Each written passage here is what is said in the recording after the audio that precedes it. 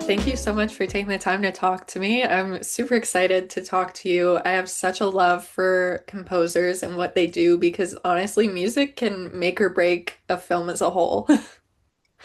Certainly the case, absolutely. And I hope we haven't broken any, but I'd like to think that I like to think that we've helped make some. Definitely. I mean, with that being said, what's something that you wish audiences knew more or understood more about the craft and the scoring that goes into it since it is such invisible work? Man, that's a great question. I don't know if I've ever actually been asked that one before. I feel like a great thing that I've noticed in my family and friends since starting doing this job is just them noticing what the music is doing a lot more. Because I think that transparency is a lot of the point sometimes. You know, there's certain moments when the score really has to pay off and take the attention and maybe give you a hook or something you can hum or a melody you're coming back to or a theme. But a lot of the rest of the time, there's music in the film, and the whole idea is to stay out of the way of the performances. And especially in Silent Night, Deadly Night, these wonderful actors bringing so much to those characters. There's not a lot of like hand holding that we're doing musically. We're letting those performances live in this world and staying out of the way. But I do notice in our family and friends uh, making the comment to me regularly of like, I've really started thinking about it, and there's like a lot going on back there. Like, yeah, there is. It is a lot of, as you say, invisible work, sort of. But so yeah, it's nice to have people, I guess notice it in that way. But it's not something I fully expect from an audience because really the goal is just to enjoy the story and feel connected to the characters. Everything's kind of in service of that. Definitely. I mean, there have been movies that I've walked out of and I've heard people in passing be like, I really love that film. I don't know what it was about it. And Yeah, then I talk to them later on and they're like, it was the score. Like, I've been amazing. listening to it all the time. And I'm like, that's so true. It can kind of like cement in your brain. I love that. I mean, that's always the goal. That's our dream whenever we're making a score for this is that for a film is that after you've watched it, when you listen to the score, it's going to take you right back to the way you felt or that excitement in that moment. Or the ultimate is walking out humming humming one part of the movie or something would be the goal. Somebody like John Williams is obviously so brilliant at that. Star Wars and Indiana Jones and Jurassic Park. So many of these themes that you could play two notes of on a piano and instantly people know what you're doing. So, uh, yeah, the goal of increasing people's enjoyment of a film and ideally, yeah, allowing them to relive that through the music is that's what we aim for at least. Yeah. I mean, growing up, was there a score or a specific song that was that for you that helped you relive some of your favorite memories? For sure, 100%. There is trying to think of like a more creative answer than this, but the probably the truth is the first time I remember really feeling that way about music was the Force theme in Star Wars. Okay. That's a good one The, though. the simple, beautiful melody, and every time I hear it, to this day, I feel like I'm 8 years old, sitting on the floor in front of the TV, watching Star Wars for the first time. It just has such a mystery and an adventure to it and an emotion to it. It's one of those magical bits of score to me. So shout out John Williams. He's the master for a reason. Yeah, definitely. Moving back to this film specifically, Christmas movies tend to rely on the same classic tracks, whether that's the actual song or just the instrumental of these classic songs. So I'm Mhm. wondering, when you're working with a genre like horror, how do you incorporate that like hauntingness into what people already expect from these Christmassy films? Yeah, that's a great question, and that is so much of the challenge working on a film like this is finding a way to do that and finding a unique way to do that. Because not only are Christmas tropes so recognizable, but by this point, Christmas horror tropes are recognizable too.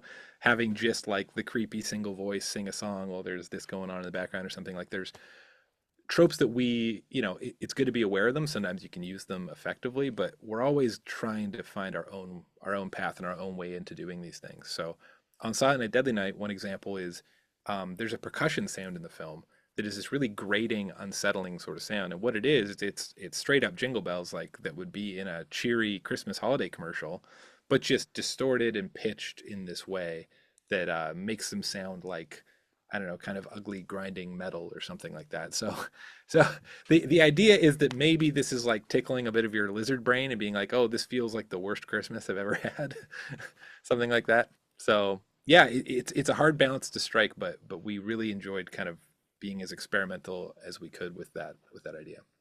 Definitely. I love that you still stuck with Christmas theme, but just made it darker.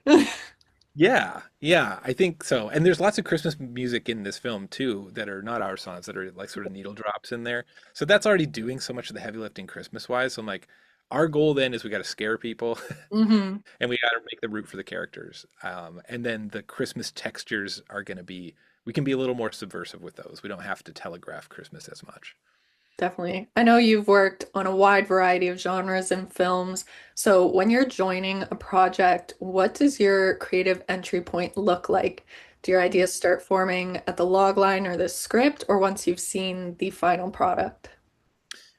Again, great question. And it is it's different on every film. It basically the ideal for us and the way it worked on Silent Night, Deadly Night was we got the script long before they shot it. We got to write just collaboratively with Mike P. Nelson, the director, and just toss ideas back and forth. Um, really from just being inspired by the characters in the script, which is great. So then by the time they were shooting the film, we'd already written most of the music for it. We just hadn't put it to picture yet. So that's very it makes the process a lot smoother because by the time we're scoring the film and they've edited it literally to some of our temp music, you know, we're like, oh, well, we know how to make that one. We're not replacing, you know, a John Williams song, for example. It's all us, so that's very helpful. But we've also been brought in as basically fixers on movies where something went wrong and the entire movie is, you know, 90% done and some music is in it and then they really need these couple of scenes scored because it comes out next week and that can be this chaotic thing. So that's obviously not ideal. But No. it can, the business is a crazy place. It can go all sorts of different ways, but this way on this film is our favorite way to work. I love that. Yeah, I can't imagine the short time frames you guys must have.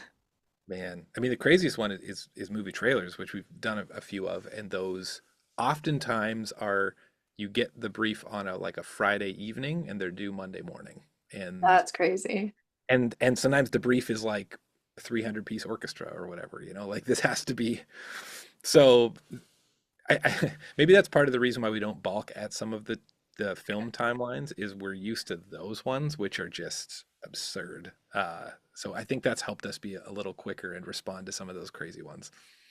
Definitely. And I know you are one third of this trio. So how did that partnership and especially the name come about?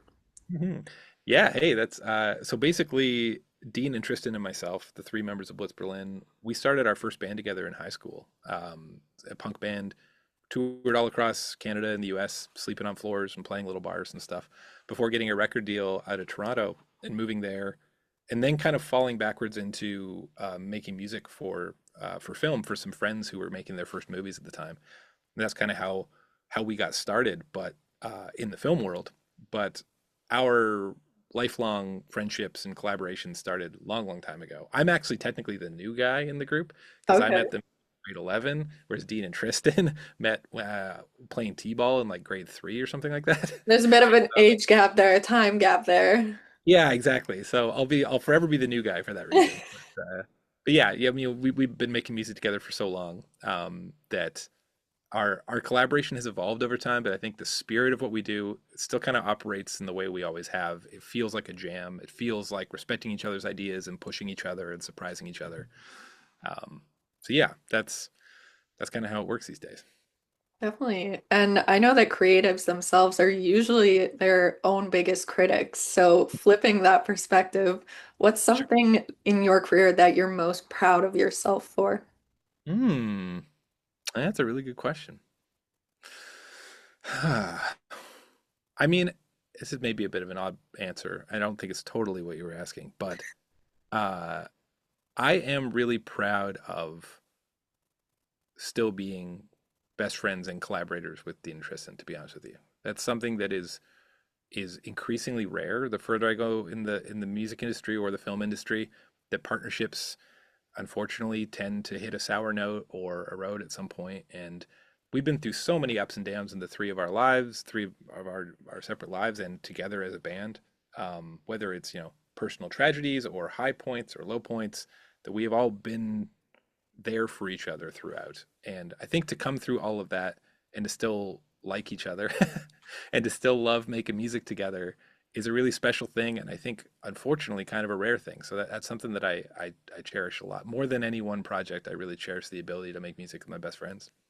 That's amazing. I mean, obviously doing what we do is great, but having the people to celebrate with and climb that ladder with is the most important thing.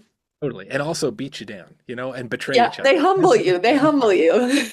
100%. We had this joke 'cause when we moved here to LA in the first place. We got a house together and built a studio in it, and it was kind of a funny layout where the three bedrooms were all at one end of the house, and the three doors sort of faced each other when they opened. And moving to America, we're like, oh, are we, joking about, oh, we're going to get guns. We got to get guns. Everybody's got a gun. And then we realized that what would happen is that someone would break in the front door of the house and all three of us would open our doors at the same time and shoot each other because they were all facing each other. So we're like, that'd be the perfect end to our friendship if we all betrayed each other at the same time without knowing it. So, that's the other part of the balance. There's the friendship and there's the betrayal. I mean, at least you guys would all fight for each other. Yeah, and die as one, as it was Exactly. Kind of like the Three Musketeers. very much so. Yes, yeah. Exactly. But ending it off with Silent Night, Deadly Night, what are three songs that you would use to describe this film as a whole and its vibe? Three songs.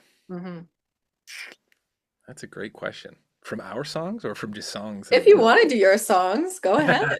I guess that's sort of cheating. And the soundtrack isn't out yet. So it is coming out though, by the way. The soundtrack is True. out on December 12th with the film. But songs, I mean, there's one from the original film, first of all, called Santa's Watching, which is a sort of a theme in the first one. And that became a bit of a linchpin for us. That was something that we loved and we incorporated as much as we could into this film. So that was a big inspiration for sure.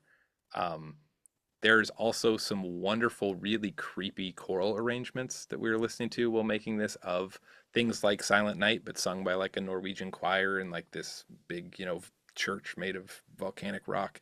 And like those sort of things were like, wow, Christmas can be really, really unsettling. Mhm. uh, and then, yeah, I guess the polar opposite of that is there just had to be some fun in this movie too. So there was certainly some Mariah Carey or some like pop and hip hop and R&B that we listened to while making this that inspired some certain musical turns that you'll see in the film that are hopefully unexpected and quite funny when they happen in that way. I just imagine you guys going from like these broken jingle bells to All I Want for Christmas Is You. Yeah, And yeah, that is the spectrum of the Silent Night, Deathly Night experience. I won't overside. There's no Mariah Carey in the film, but there certainly the spirit of this having a good time at the holidays, but we're within this very violent film. Something we wanted to stay open to for sure. well, I am so excited for everybody to see the movie and hear your work, and thank you so much for your time. Oh, thanks, Gracie. It was great to talk to you.